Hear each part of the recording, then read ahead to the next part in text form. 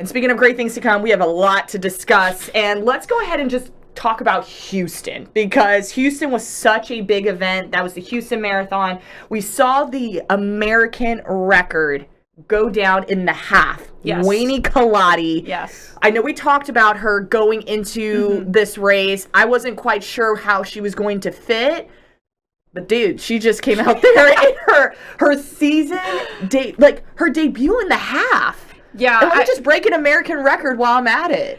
Yeah, to be honest, I don't know if anyone was really expecting something like that to happen. Obviously, we know, what a great talent she's been, and she's been pretty consistent over the past few years, even, if you're looking back to when she was at New Mexico and then to where she is now as a pro. Mm-hmm. And I think just all the right pieces fit together perfectly. Yes. If you look at, for instance, Houston's a very flat course. I've ran the marathon course yes, there. You did. I can attest to it. It's very flat. You're not going to get, hardly any hills. If you look at the race conditions too, I think it was in the 40s. I think it was 45 during that race. Sunny and perfect. Was it raining for you last year? It was humid. It was hot. That's right. It was really humid. Okay, so nice and sunny, very chilly. Yes. Conditions were ideal. Yes, and so I think once you put all that together, and also the fact that she was in a very quick field as well. I mean, you had ladies like Hellen Obiri in this race who have won so many races and have a lot of speed underneath them. I think just all those factors combined, I mean, that's why we saw what we saw, right? And so I think it's pretty remarkable. I mean, she ran 1:06:25, bested Kiera D'Amato's previous American record by 13 seconds. Yeah. Or maybe it was, 12 seconds, excuse me. Mm-hmm. But yeah, I think it really just solidifies, where Weini Kelati is right now in terms of fitness. I also think... I think, too, afterwards, I believe I saw there's just a lot of conversation dang, I wish we could get Weini in this Olympic trials race because she's never ran a marathon like that. And so, I don't know. I don't know. Yeah. So interesting. And I know we had a post-race interview with her, and she was just talking about how she just wants to train more for this opportunity to be able to just run more half marathons. She wants to get faster and faster in the half and then eventually move up to that full. So I think this is quite a great start for Miss Kelati. I just think this is so wonderful just to see. I wish I could do that. Let me just go out there for my first full marathon, just break an American record. Just drop an American record right there. Why not? Why not? So actually, let's kind of talk about how this race unfolded a little bit, because you just mentioned Hellen Obiri, and she attacked the half marathon course from the start. She hit that 10K in 30:28, which was on the track to run a 64:17, and that was the pace that she needed to break the course and the all-comers record of 65:03. But then eventually, I think that pace kind of caught up to her. Yeah, she had to fall back a little bit. But the winner was from Suteme Kadebe of Ethiopia, who ran the fastest ever half marathon on U.S. soil by a woman with an official time of 1:04:37. And on top of that, can we talk about how much money she just made? 27K. 27K, and that includes the win plus the course record.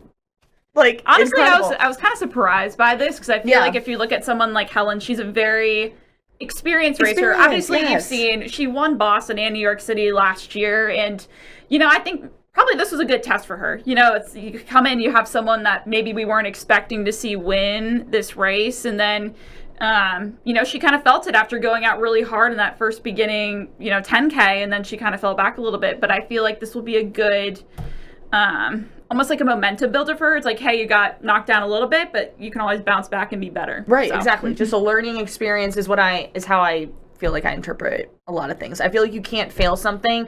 She went out. I feel like maybe she took a risk, or I don't know. She was playing with race strategy. Playing with race strategy, Because if you look at how she won Boston and New York City, we were there at New York City. Yes. You know how painfully slow that race was.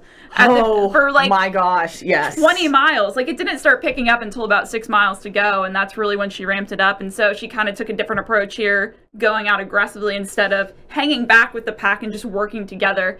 And she tried that out, and so again, trying to play with tactics probably. Yeah. So yes, she ended up finishing second with a 1:06:07. I wouldn't say not terrible.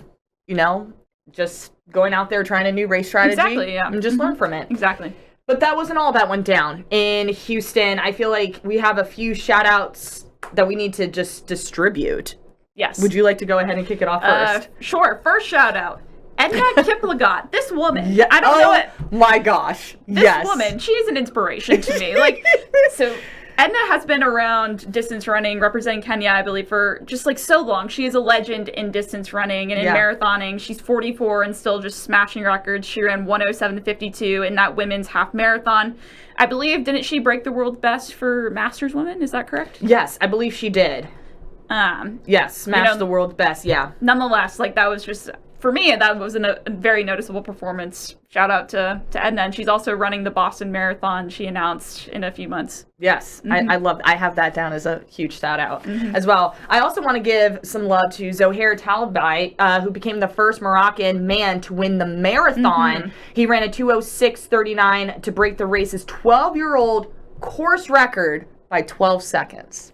Lots of 12s. Lots of 12s. 1, 2, 1, 2. Yeah. And then I feel like we have to talk about Galen Rupp. I know we talked about him last week. Just we weren't quite sure what was going to happen. And I feel like he used that race for a tune-up for the USA Olympic team trials, which will be in about 3 weeks, and finish 14th with a 1:02:37. Well, so if you're looking at this, he really was trying to use this more to increase his world ranking, but he would have had to run, I believe, under 61 minutes to really improve that ranking. So that kind of just didn't work out. It's okay. So, we still lined up and took the risk. You know? Still lined up, I Still guess. lined up.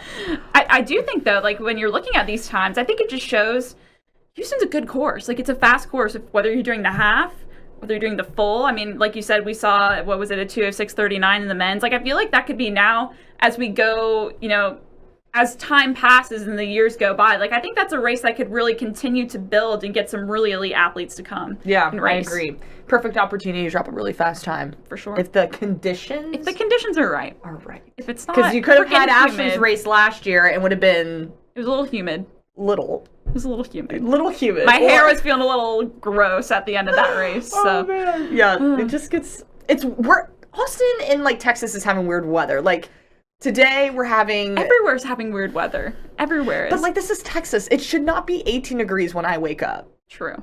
It should not be 18 degrees. Just be glad it's not, like, -20. That's true. Our guys in Colorado have been making, I guess, fun of us. Because I'm like, it's, like, 18. And they're like, it's been negatives. And, like, today's the first day where it's been above 0 degrees. Anywho,